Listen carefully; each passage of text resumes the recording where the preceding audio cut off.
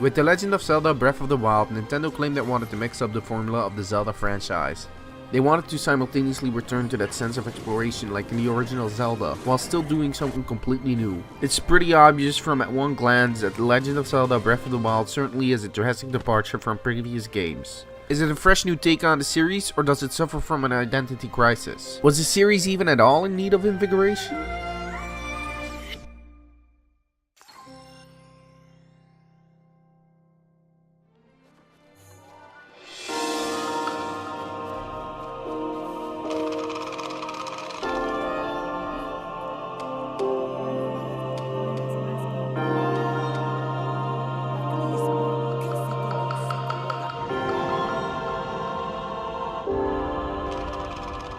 The Legend of Zelda's stories were always simple in terms of premise. Ganon attacks and it's up to Link to stop him with the aid of Princess Zelda. The catch this time is that Link was slain in battle and revived only 100 years later. Hyrule Castle contains what is now known as Calamity Ganon, and most Hylians live in small spread out villages and travel the land in search of treasure. It's now up to Link to help Zelda defeat the Calamity once again. It won't be as easy as just waltzing through the castle gates, even though that's totally an option. Instead, Link is advised by Zelda to regain control of the 4 divine beasts, guardians who were used roughly a millennium ago to defeat Ganon, but are now under his control. Aside from the whole Link is defeated part, we've seen this story before. But like most Zelda games' stories, it's not the premise, and rather how the story is told. There isn't that much of a traditional narrative compared to other games in the series, but this game offers some new interesting spins on things. First is the history between Zelda and Link, which didn't start out that well. Both are in an era where the legend of the princess with the divine powers and the boy chosen by the blade are well known. Link was chosen by the Master Sword and is a capable swordsman. The problem is things aren't going so well on the Zelda part of the legend. It makes for an interesting relationship between the two, where you have a dedicated and successful hero and a frustrated princess who carries a small amount of resentment towards the hero. All over Hyrule, players can find memories of the adventures Link has had with Zelda in preparation of Ganon's arrival. These are the main source of the game's story and are completely optional. As with other of the franchise's main objectives, this time being the Divine Beasts, are causing the locals of that area some troubles, and it's up to Link to solve them. From there on out, Link will regain memories of his past, involving champions which were chosen to control the now rampant behemoths. This is a well enough job of fleshing out side characters, but a lot of the time it also feels like it's just not enough. Aside from the main story, there are some side quests which tell some fun side stories. The environment also does a great job of telling its own story, with the player either linking or filling in the gaps. Breath of the Wild doesn't tell that much of a different story from other Zelda games. The one really interesting noteworthy parts certainly are the environmental storytelling and the dynamic between Zelda and Link. That boy is a living reminder of her own failures. Well, at least that's how the princess sees him.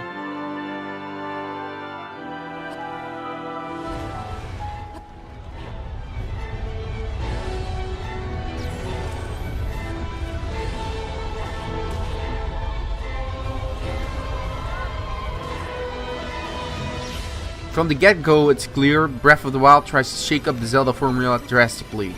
Gone is a sidekick telling Link where to go next. Gone are the traditional dungeons, and gone are the restrictions of the player to explore the land as they please. As soon as the player completes a tutorial mission, they are free to explore the entirety of Hyrule and go wherever they please.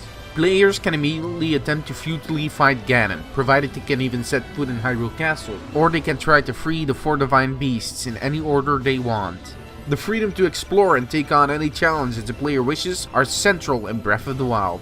Being an open world game in 2017 means the game has a lot of elements from other such games, like towers that need to be climbed to reveal parts of the map, enemy encampments, and collectibles. But these elements are done differently enough to avoid the same open world problems that other games seem to suffer from. Another thing that makes Zelda's world so enjoyable to explore is the sense of adventure and exploration the game offers. Other open world games offer a ton of content in this massive world, but it's rarely actually fun to explore the world itself. In Breath of the Wild, players will look around the world and notice something which will pique their interest, enticing them to embark on a journey to reveal the secrets that Hyrule has to offer. These moments are always rewarded with something, be it weapons, gear, or one of Hyrule's memorable locales or characters. It's the cycle of curiosity, adventure, discovery, and reward that makes the world not only feel alive, but so much fun to traverse in. While exploring the world, there's this nice pacing of finding something of interest and large stretches of downtime, even if some parts of the game can feel a bit too empty for too long. It almost nails that balance between having an open world with nothing in it and being too cluttered.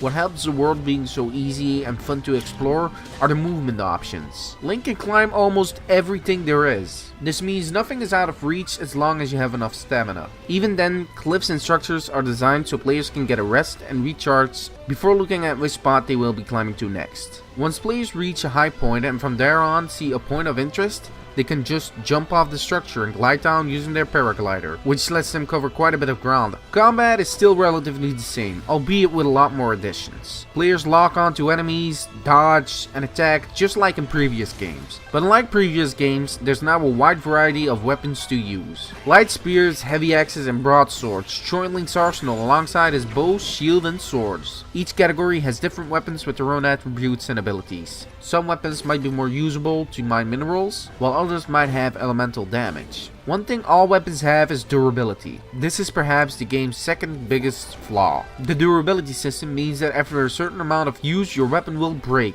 This is meant to promote experimentation and variety, but instead breaks the pacing of fights and promotes avoiding combat altogether while clinging on to strong weapons. It can be frustrating, certainly considering that enemies now are more of a threat than they've ever been. Even middle of the road enemies can easily do 3 hearts of damage, with stronger ones depleting half of a maxed out life bar. Guardians are built up as incredibly strong enemies that can ruin your day if they spot you. But despite that, they can be ridiculously easy once you learn the timing of their lasers and pair you with your shield. One thing Zelda is always known for are their dungeons. Temples which house an item, which is then used to solve environmental puzzles before having to be used on the dungeon's boss. Even this is drastically changed, with dungeons being replaced by the 4 divine beasts and around 100 shrines. Even the 4 beasts follow the new conventions of the game, and that means any puzzle in the dungeon can be solved in any order. When players enter a beast, they will have to activate 5 terminals before fighting a boss. Shrines are smaller dungeons focusing on certain gimmicks and spread all across the world's map. Sometimes the shrine trials are in the world itself, and when the riddle is solved or the combat encounter is completed,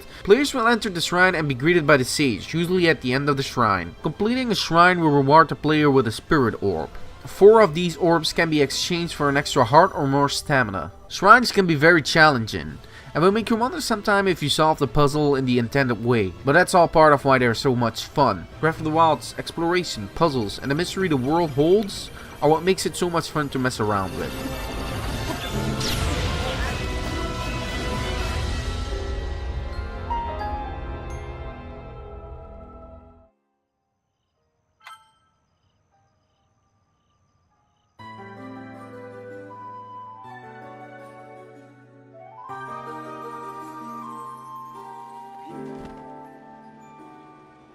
Breath of the Wild from a presentation aspect is all over the place. As with most Nintendo games, a lot of care has been put into the visuals. The game is absolutely gorgeous. The world and everything in it is breathtaking thanks to the aggressive cel shading and vibrant colors like bright greens, deep reds, and soft blues. Character, environment, and monster designs are top notch and they fit the Zelda universe perfectly. Environments can leave a certain sense of awe when the player first sets foot in them. Animation also deserves special mentioning. Things like Link shivering when it's cold, or monsters' movements look amazing. What makes the game world feel so alive is that everything interacts with everything.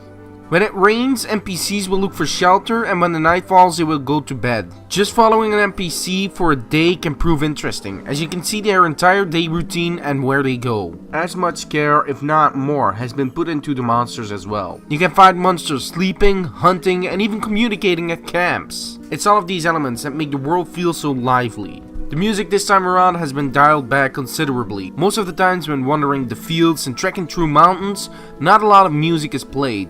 A few notes are used to complement the mostly serene nature of the game, and for the rest, it's just environmental sounds. When music is used, it's for certain areas like shrines, villages, dungeons, and during important events and cutscenes. And when any music plays, it's top notch. Beautiful renditions of classics and epic new themes are sure to enamor players. Also a series first is voice acting. Some characters are voiced in cutscenes and during certain gameplay parts. The voice acting ranged from serviceable to awkward and subpar. Zelda specifically gives a very lackluster performance, and other characters sound like they are doing a stereotypical voice, which is embarrassing to hear. Curse you.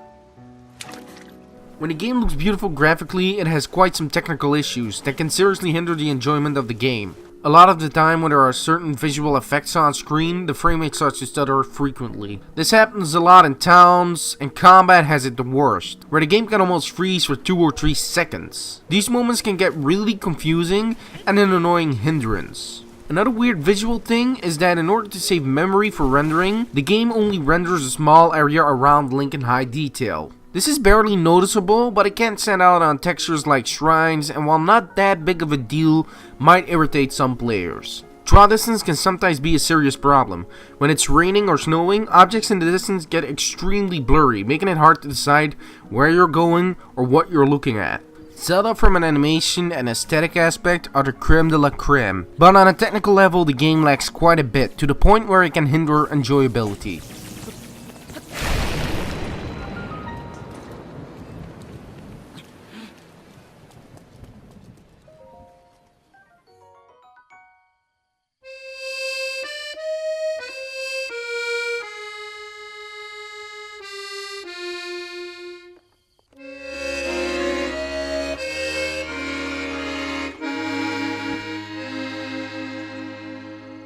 Breath of the Wild is simply astounding. So much has changed. All well-known aspects of previous games are either absent or dramatically altered. But despite all of that, despite the list of things that haven't changed is way shorter than the list of changes, the game still feels like a Zelda game true and true. The story's nothing we haven't seen before, but with an interesting twist on the hero and princess relationship, and environments being used to tell the land's history. Combat is still the same in principle, but fleshed out. Harder and with way more options on how to engage the enemy with. The open world is so much fun to explore and almost has a perfect pacing of open space downtime and come across something of interest, which makes it such a treat to explore. Being able to go where you want, tackle what you want, and solve the problems in almost whatever way you want is refreshing, and such freedom is rarely given to the players ever. The shrines and divine beasts are fun puzzles and an interesting new take on dungeons. The game looks gorgeous, colorful and vibrant, and the designs of the monsters to areas to NPCs are top notch, as is the animation. But it's not all rainbows and sunshines, as on a technical level the game is seriously lacking. Frame rate drops are frequent during combat and in towns, and the game can freeze for several seconds when fighting. The draw distance can cause some frustration, and the weird filter zone, while barely noticeable, can bother some players. And while these problems drag down the game's enjoyment at parts, they won't soil the overall experience. Breath of the Wild is truly a breath of fresh air, and simultaneously a great swan song for the Wii U, and a terrific start for the Switch.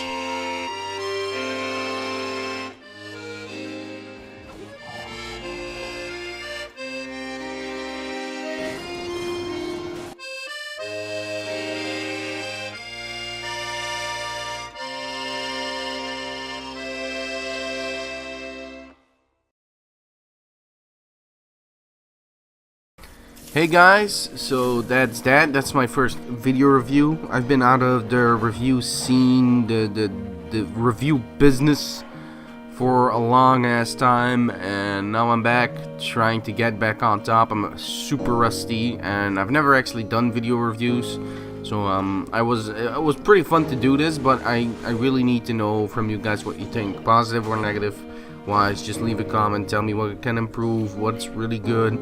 Before you guys start though, one thing I already know is I need a pop filter, so don't bring that up. I know I need a pop filter. Another thing I know is that I sound kind of nasally. That's because it's summer and I've been having a few problems and I'm a bit sick. So yeah, tell me what you guys think. Let me know if I can improve or if there's something you really like about it, and I'll see you guys next time.